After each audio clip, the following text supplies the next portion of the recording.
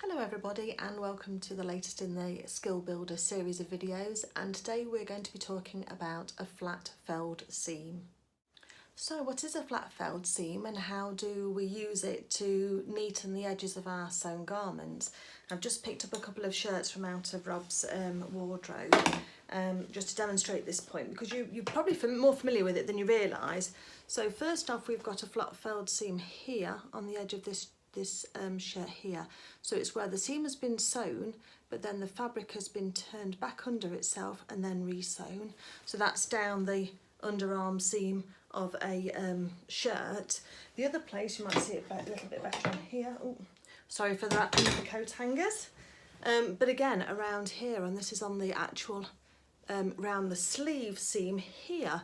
And again, we can see that that's been sewn, and then there's 2 rows of stitching.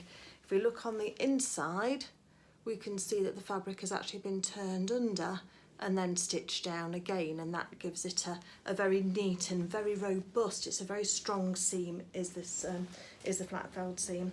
The other place that you may not have realised that they use flat felled seams is actually on jeans. And here we've got a jean seam here, and that's exactly the same. So it's been sewn once and then folded under, and again on the inside. You can see how that looks. So that's the way that a flat felled seam looks on these garments. For our sample piece, this is how it looks on the piece that I've made. So we've got a seam finish inside there and another one here, but then on the other side there's our 2 rows of stitching. So how do we sew a flat felled seam? Let's get started. So the starting point for your flat felled seam is actually going back to our unfinished seam sample, and there's a video on my channel of Skill Builders of how to sew this. So what I want you to do is to sew another one of these, which I've got prepared here, and do it at the finished seam allowance. So in this case I've used 1.5 centimetres, but if you're using a pattern in the future, then just have a look on your pattern and see what the seam allowance should be. But for most of our samples we're using 1.5 centimetres for here, or 5/8 of an inch. So that's what it's going to look like from the outside. Pretty standard, you're going to say, pretty much the same as it was. This one has been pressed open, but you don't necessarily need to do that in order to work with it at this stage. The next thing that we need to do then is to establish which seam we're actually going to fell, if you like. So when you're sewing this, if you have a think about whether or not you want, because these seam allowances are going to go to one side or the other in the end, so we need to decide whether the seam allowance should go towards the front or the back of the garment. That's a really important decision to make. If it's a side seam, we'd probably push the seam allowances to the back and then we'd sew it down. If it's on a sleeve, then we tend to push that seam allowance towards the inside towards the sleeve. I was just having a quick look on Rob's shirts and seeing which side they do it, and in towards the seam. So this would be sleeve edge, and there'd be no extra stitching on that side, but this would be the yoke and the front and the back of the shirt, and that would have the extra row of stitching down there. So just establish which way round you're going to be sewing your extra row of stitches, because that can make a difference. And if you're making a garment like sleeves, you need to make sure that you do it the same on the front, the left and the right sleeve, and the same if you're doing it on a side seam. Make sure that you've got both of them going in the same direction on the left and the right side, otherwise it's going to look a little bit odd. But once you've got this sorted, what we want you to do is just press your stitches flat, and then what we need to do is whichever side that you are folding your stitches to, so if you're going to be folding, say, towards the right hand side, then this one here on top of that right hand side we're actually going to trim down. So we're going to take this one here and get my scissors, and then we're going to trim this seam down. So again, as I did with the French seam, you want to trim it down by about half.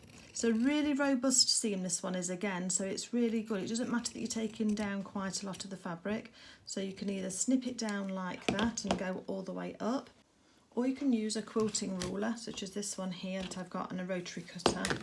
And what we need to do then is to make sure that absolutely your 2 other edges, the 2 front pieces of your fabric, and the extra seam allowances to the back.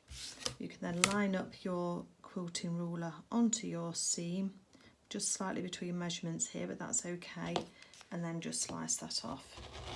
So one way or the other, it doesn't matter which. If you've got your quilting equipment to hand, then you can just take it off that way. If not, scissors work really well as well. Just make sure you've not got any threads hanging off like this, because you don't want those to be hanging out. Just trim those off if you have. Okay, the next thing we're going to do now is we're going to then go to the ironing board, and we're going to press all of your seam allowances towards the side that you're going to do your extra stitching on. So in this case, we're going to push everything towards the right. So let me just go and do that, and then I'll come back to you. So I've just moved you back over to my ironing board. My words aren't coming right today, are they? I do apologise. And what we've gone done now is, so if you can see that we've actually turned this over, so we've got the one short edge that we've trimmed down and the one long edge still. And what we want to do is we've pressed all of this over, so we're pressing it over the shorter side.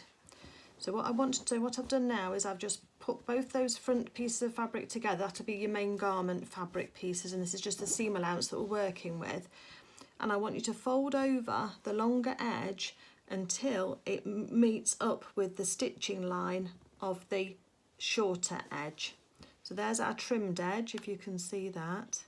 And we're folding this longer edge over until it hits the stitches. And then just going to give it a quick press and burst of steam just to hold that down all the way along. Look, just watch your fingers, make sure you don't burn yourself. Give it a little blow if it's a little bit hot. If you've got a clapper, you can use a clapper just to hold it down. I don't have one of those yet, but that's what you can do. And then what we want to do then is we're going to fold this fabric back over the top of there, making sure that the seam allowance, that extra seam allowance, is laying flat. So move that back over the top to enclose that seam, and then just give it another blast of steam as well. Just make sure you don't burn yourself. So what we do, so from the front, everything looks just as it would do on a normal seam at the moment. But then if we turn it over, we can see that we've got a fold of fabric here as that's folding over the top of that shorter edge.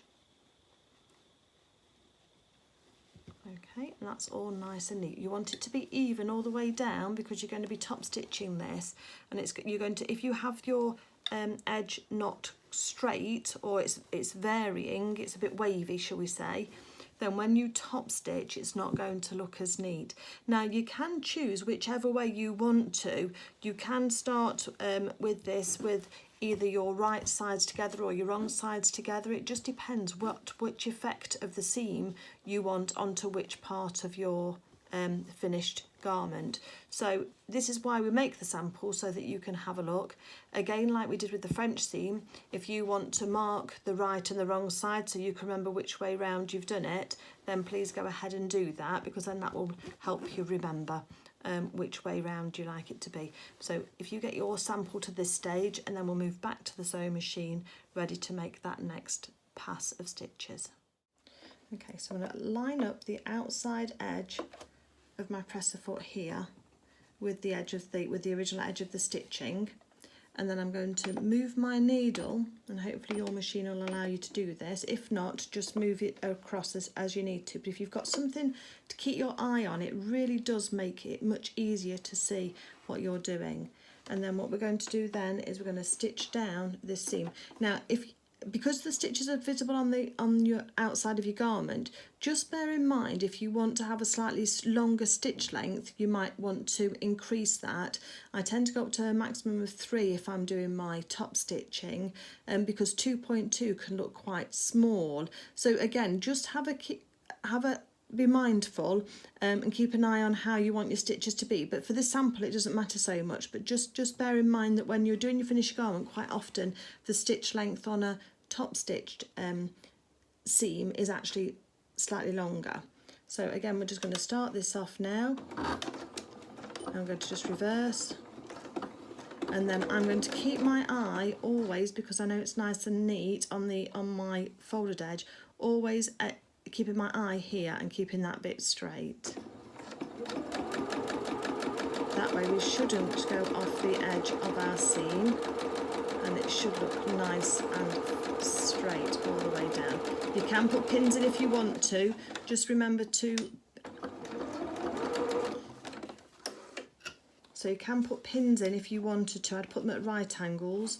If you wanted to anchor the seam allowances down for this one, because it was pressed nice and neatly, didn't need that. But if you are doing that, just remember to make sure that you put your needle down into your work before you take your pin out, because even that little tug can sometimes do a little jolt in your stitches. And we'll cover more of that on the top stitching skill builder when I get round to that one. But for now, this is what it looks like on the outside. On the outside. So you have got stitches hidden in there, and then you've got your other stitches here. So that's the one way that you can display it if you wanted to. The other way that you can do it is have it this way, and that's where the folded edge is under, and then you've got your 2 rows of stitching. So you can decide how much top stitching you want to see, and that will then depend on whether you put your right sides together or your wrong sides together when you start sewing this. But as you can see, this seam is really robust. It's great for kids' clothes, great for shirts, that type of thing. And you can also do it on bags and home decor products if you want to, if you need something with a really robust seam.